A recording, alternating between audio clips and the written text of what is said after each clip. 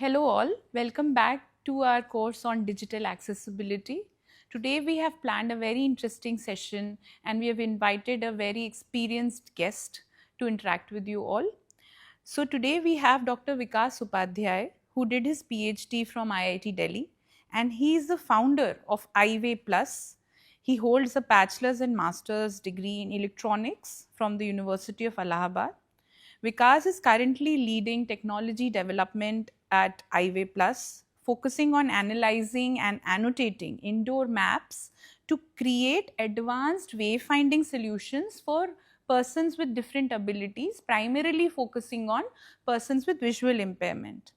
So he has successfully implemented multiple projects in collaboration with big organizations like AIMS, WHO, CRO, etc.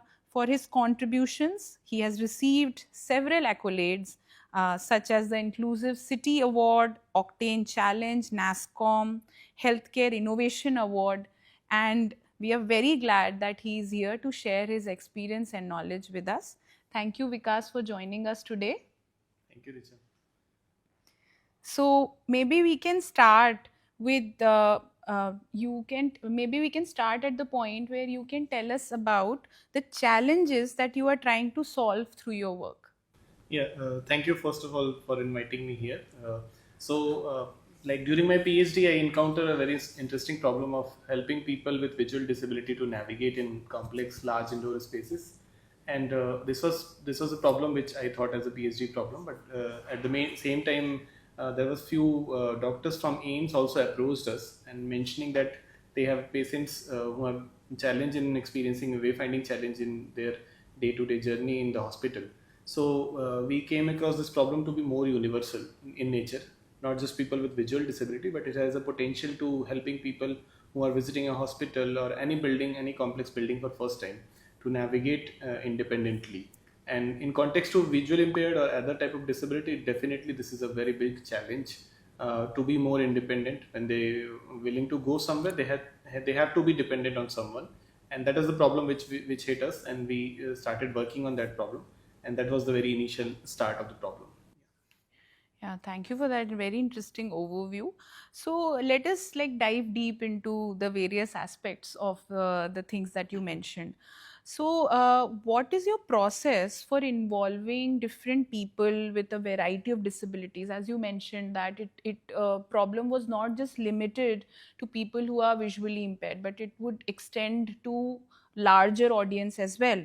So was there any specific processes involved which would help you include people with visual disabilities, cognitive disabilities, mobility impairments in the user research or testing phase? So Yeah. how do you do that? Yeah. So we belong to a lab which is assistive technology lab, and this lab is focused for people with visual disability, and which is located in IIT Delhi in Computer Science department. And this lab is doing this work from last more than a decade now, helping people with visual disability to navigate basically into their mobility and educational problem, to be more independent on both in education front and the mobility, because these are the two fundamental elements which can make them actually empowered, actually making them more independent and self-reliance. So these are the things which we found, and the people with visual disability, definitely the strong community behind which was already associated with lab, who were taking part in the focus group discussions and semi-structured interviews and many other processes since beginning of this idea or the research. And at the same time, we also get more input from other institutions, like IIT Madras is more focused for people with locomotive disability. So we get a lot of feedback about locomotive disabilities and discussions with them and their group, Professor Sujata and their group, which work on locomotive specifically. So we try to understand from their perspective what are the challenges for a wheelchair person when they start to navigating independently in a large space. Similarly, for cognitive and other type of disability, we try to understand multiple disability organization who handles with people with multiple disability, try to understand what are their challenges in their life. I would say, like, we try to incorporate as many as possible in our initial discussions through our focus group discussions or through semi-structured interviews or the surveys which we conducted, to understand how their navigation experiences are at different places. Like if they go independently or with someone, what type of space are the more challenging one, what are the less challenging space, and what are type of challenge they have. So this was the initial thought on that we include as many as possible to understand the problem, to understand the need. And this was the huge need assessment studies, which goes around 3 to 6 months during my early stage of PhD. Oh, wow, very interesting. So, how do you handle the challenges of implementing navigation systems in environments where the layout is constantly changing? So, for example, you mentioned that you have tried to implement it in AIMS and all other hospitals also. So, somebody somewhere like a busy hospital or a museum with changing exhibits, or how do you implement? Yeah, so this is very interesting problem. Actually, when I was doing PhD, that time we never thought about that. This is something which we encounter in like we were thinking of frequency to be like 3 months or 6 months, or maybe in a year we need to do a survey. But when we do in actual field, we found this could also happen in a day. So we need a system which can update and do these changes frequently as fast as possible. So what we do, like we not just do a digital mapping, we also build a content management system and other tools which our client, or I would say hospital or a museum, can handle by their own. So any smaller changes which happen in on day-to-day basis, they can do their own by simply just uploading an Excel sheet, or doing a smaller changes. Our second option, we also given them, if they want to do those changes immediately, they can also share over these changes to us, and we will do it from our side. So there are multiple channels which we provide them, through which they can update these changes on day-to-day basis. And we also provided some kind of scheduling mechanism on the map itself. Like if they have certain things which is going to happen for particular days in future, coming dates, they can schedule it on the map. So it automatically appears on the map and disappears just after finishing the particular schedule. So those are some advancement which we did. Also, besides this, we now working on automating these things, where one can simply upload the data, whatever format they have, and the map and everything get updated automatically. So using advanced AI techniques. So yeah, these are the things which we now doing on day-to-day basis to do the changes. Yeah. Oh, that's good to know. In order to now trying to understand the technological implementation aspect of it, so what are the core technologies that you are using for indoor positioning, and how do you choose the right blend of various technologies in order to maximize accuracy for accessible wayfinding? Okay. So this is again a very interesting and challenging problem of indoor wayfinding, like the indoor positioning technology. We all know GPS doesn't work inside the building, so you need to rely on some alternate positioning system. And if we talk about positioning system, there could be a sensor-based positioning, there could be sensor-free positioning, both. Sensor-based positioning methods rely on Bluetooth beacons or some environmental sensor like UWB, ultra wide bands, or Wi-Fi, or even QR codes and other things which can be deployed in the environment to help you identify your position. Now here comes to what positioning technology is more suitable. So it completely depends on which use case you are going to use it for. So like UWB is give you positioning accuracy at centimeter level, but it has a challenge of power hungry. It's required to be connected with mains power. It is costly also, and it also not directly available in all the smartphones where you can use for positioning. Second, if we talk about Wi-Fi based positioning, it is I would say much cost effective, but the positioning accuracy is very poor. Second, another thing, like Wi-Fi is not inherently been placed for indoor positioning purpose. They have been placed in the environment just for providing you access to Wi-Fi network. So their placement is optimized for that purpose only. So you may get many blind spots where the Wi-Fi signals may not be available. So for positioning in those areas, you need to either add additional Wi-Fi routers, or you need to go for an alternate sensor technology like Bluetooth beacons or something. So third one is the Bluetooth beacon, which we also preferring currently, and this is the current market standard for indoor positioning technology, where people using small Bluetooth beacons, which are battery operated, which goes for 3 to 5 years easily, based on a coin cell battery, and it has no privacy or security issues also involved with it, easy to install and maintain. So, and it gives you an accuracy around 1 meter, which is fair enough for people to navigate in complex spaces. On the other side, vision based positioning technology is also there, but using them into a product in real use case is might be little challenging, because of the environment may keep on changing. So you need to kind of remap the whole space in terms of for visual positioning. You need to capture the images and the data from the indoor space so that you can do a visual positioning accurately. And these data keep on changing constantly, so you need to capture those data. And in crowded environment or certain conditions in India where lot space are a lot more crowded, there also the visual positioning may have challenge. So these are the piece of technology. So whenever you select which technology to choose, you need to see your space and your target audience. I would select, as of now, I would suggest to use Bluetooth beacon for indoor positioning if you're going for people with visual disability and other to navigate. But you can also think about using Wi-Fi and extended network of Wi-Fi to give it a better alternate to beacons. Yeah. So, as you rightly spoke about crowded spaces, particularly in Indian context, so how do you ensure systems performance and accuracy remains robust in different building environments, such as during periods of high Wi-Fi traffic or Bluetooth traffic interference? Yeah. So it's important to understand here, like any wireless technology get affected by human. So in presence of human, always affect the signals, their strengths. So if you rely on those technology, it will be affected. The accuracy will be affected.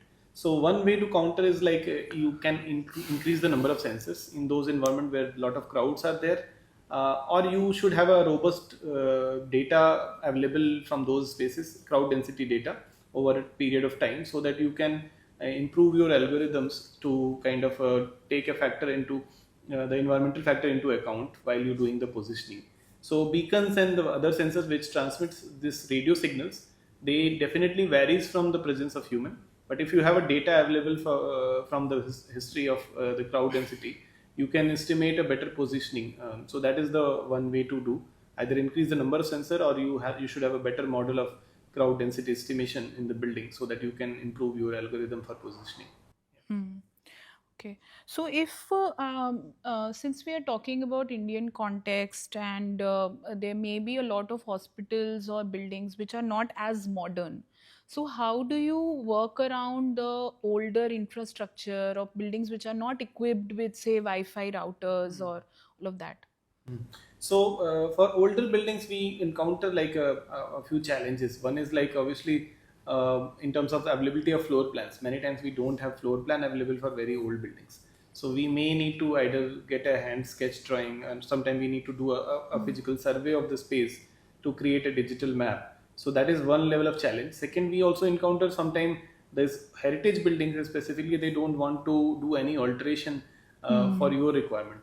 So there, if we going to install something which either affect their look, will not be very acceptable. Any alteration in their environment may not be acceptable. So in that case, putting a Bluetooth beacon, which are like just sticking using a tape, double-sided tape, might be still acceptable if you can place them properly. So those are the challenges, and we currently encounter through getting a minimal kind of alteration in the environment itself. For mapping, obviously, we need to do a survey and do this so that we can create a digital map. But the good part is once you map these spaces, they also have now a repository for their own purpose and referencing. So that's how it helping kind of solving a problem on the other side also for the organization who have such older buildings. So yeah, so this is the advantage. And obviously some physical retrofitting is still required for many of these older buildings to make it physically accessible. But yeah, digital accessibility still can be made without much of the alteration. One interesting thing here also, like sometimes physical tactile tiles and other things which people do not want to place because of it's either heritage building or it's a old infrastructure which they don't want to alter. So in those cases, this digital navigation system is definitely a much better alternative for them. So this is how it's getting accepted in those buildings and venues. Yeah. I'm sure like the bigger forts and palaces of our countries can benefit from this system, and a lot of tourists who come there can also benefit. So, since now we are moving the conversation more into the human aspect of it, so let's talk a little bit about the interaction part of your technology. So, in what ways do you try to incorporate non-visual feedback cues? So, what are the different ways you are enabling the system, the users to understand the spatial things which are non-visual? Because primarily your users are visually impaired. Yeah. Yeah, this is also very interesting part when I was doing research. So I try to understand how I memorize route from my home to my office or my lab. So when I visit, I definitely follow certain visual cues from like a place where we going day to day basis. So we memorize latently many of the visual cues in our memory. Similarly, we try to understand then like what could be a visual alternative cues for people who are visually impaired. They cannot see, so they don't have an option for getting a visual cues. So for them, a lot of other sensory cues are considered to be the I would say latent cues or the cognitive cues which they memorize or they kind of learn over a period of time.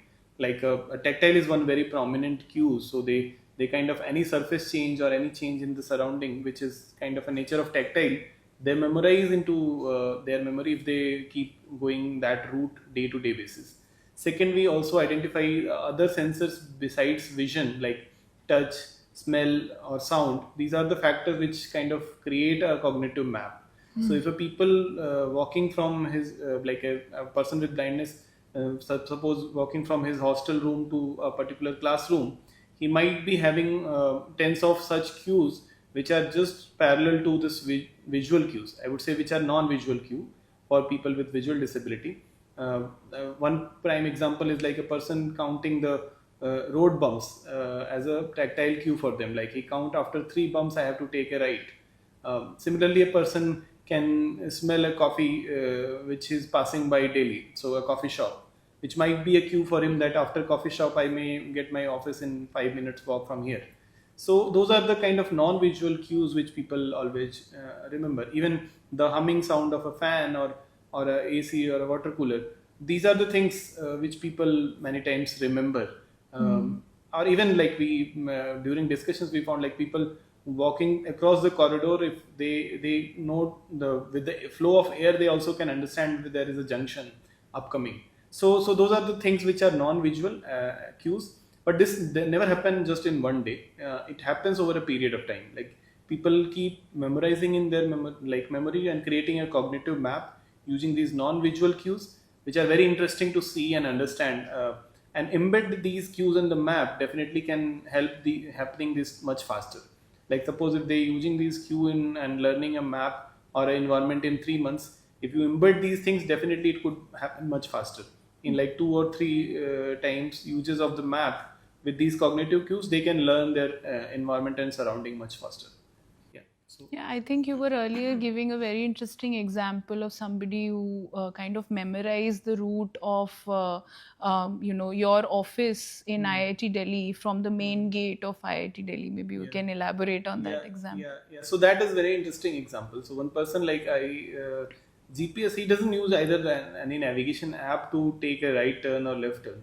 So I curiously asked him like how he get to know when is the right turn for him, because he's not using Google Map or any map to navigate.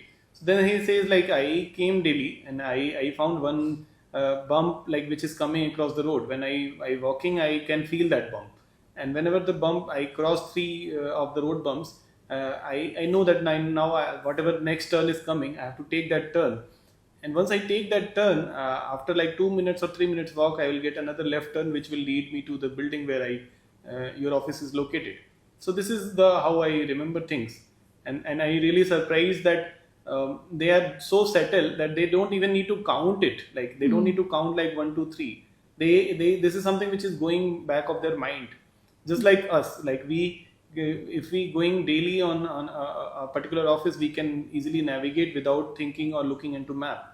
Or suppose you are in your house and you completely the light is turned off, still you are able to figure out your kitchen, your washroom, your other things without seeing anything. So it's you also work on something similar principle. You have a cognitive map of your own, where you can see like when the wall is going to end. You definitely take a turn without seeing it. So those are the cognitive map, and this was very classic example for us to understand and drive much deeper into understanding what are the factors which help people to create these cognitive maps. And then so these are the interesting factor.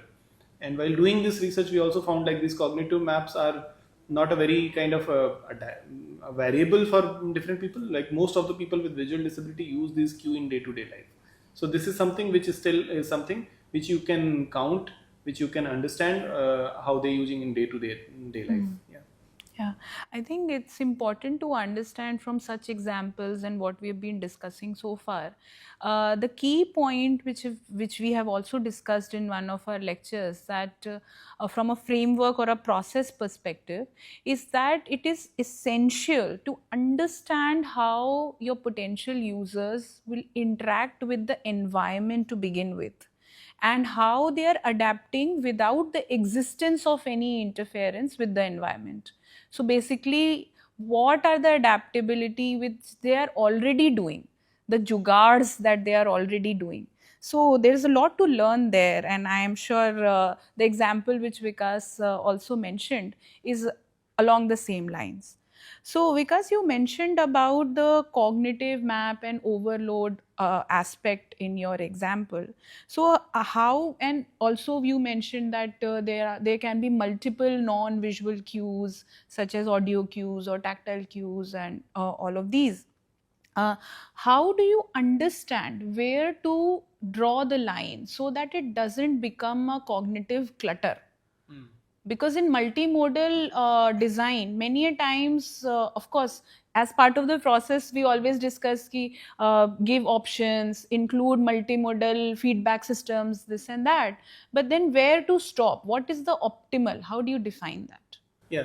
So one is obviously going iterative testing with people. That is a very obvious practice and common practice. But there should be certain protocols also which we should follow, which we usually follow in our signage-based system or other type of information communication system, where you try to do a progressive disclosure of information and strategic placement of information. So when we say progressive disclosure or strategic placement of information, that means like when I am walking on a route, I definitely need a minimal interference while I am walking. I need the information which is more critical to achieve my task of navigation. So you should prioritize those information. One is like obviously you can go for a explore mode where you can bombard information, considering that the person wants to know those all information. But that is still that is something which is not acceptable by people. So you need to figure out through multiple iterations that what are the type of information and what are the channels you're going to communicate with, and mapping those two things is important. Like for suppose if person wants to navigate, there could be a directional information, like you have to take a left turn, you have to go straight, you have to take a right turn. So these are the directional information which is very critical for navigation. So you need to always communicate very clearly and crisply through audio, and that's what we understood from while doing the testing. Besides this, if you passing by a landmark, so passing by a landmark information might be useful for people who are coming for first time, but if people who are daily visiting a space, might not be very useful. So you need to kind of reduce your information load slowly once the person started using it. Also, adding more channels like haptics and other is depends on the piece of information. Again, if you want to put an alert, suppose a person with visual impaired crossing a road, you can give him an alert through beep and vibration so that he can feel that alert, that there is something which is dangerous for me and I need to be more aware of, because the audio might be stagnant because he is listening to many other things. So you need to kind of keep on changing the mode of information communication, like the haptic, audio, beeps and all. And you need to make a balance of it so that it should not be looking a very cognitively overloaded for him. So obviously this is something which your algorithm or program should define progressively. Like a person who's coming for first time may need more information. A person who is visiting frequently may need just a very focused information. So your system should be adopt to this, understand what type of person he is, what type of information is critical for him, and depending on that, you need to keep all the information, all the possible mediums, but you cannot use all of them with each person. You need to figure out which person, which type of medium is better, and based on that, you kind of reduce those overloads while they're using these systems. So yeah, that is the way we are doing. And also you should give an option for end user also to configure these choices at certain extent, so that they can also decide what he want to listen and what he don't want to listen. So yeah, so these are the ways where we are handling. Besides this, I understand like identifying the priority of information in your instruction set itself is a very critical thing which you understand by performing these iterative tests with people with disability. Yeah. Yeah. So I think in your answer, you mentioned two critical points. One is continuous evaluation of your solution or technology. So we would like to understand, first of all, what are the different methods with which technology like this, which also is environment dependent and also has a handheld kind of an interface through an application, how do you evaluate that? What are the methods that you have used? Probably our audiences can learn from it. And the other aspect which you mentioned, that how we can customize the solution as per the specific needs. So what is your understanding of how AI in today's day and age help with that customization? Because in a lot of digital interfaces, AI is helping a lot for customization. Is it useful in this kind of a scenario? Yeah. So starting with this first thing, like how we evaluate these systems when we going into field or giving this to end users. First, like we have like certain protocols to follow. Like we give user to do a supervised trials where we kind of go with the users, see and guide them, helping them. These are the functionality which you can use in the app, and this is how it's going to use. Then we do a semi-supervised type of trials where we can just see how they are using. Once you tell them these are the features and these are the functionalities, so then in the semi-supervised we kind of just monitor them passively, and then we go with the unsupervised type of trials. For these all things are for field trials, so bringing confidence in our users, also bringing confidence in our evaluation system. We go with this supervised, semi-supervised and unsupervised trials, and this also help to bringing confidence in, so that they can understand the protocols, study protocols. We can also evolve our protocols, and once we go with the unsupervised trials, we will be able to assess what type of feature they are using or listening more. We kind of conduct the interviews with them to understand what would be the beneficial, what are the features they are like found most useful one, what are the less useful ones. So those interviews and semi-structured interviews and discussions help us to understand in unsupervised trial what are the things which are really important for them, from starting with the supervised trials. So these are the things. Second thing comes on the customization part. So you cannot customize everything for end users, because everyone has different demands you may encounter while you're doing this testing. So you need to figure out into break down into very limited options of customization. You should have a same backend. You should have a front end which can be customized as per the person with disability, giving certain options for them to choose. Like for example, if a person with blindness want to use a natural direction versus a clock direction for referencing, that they can use.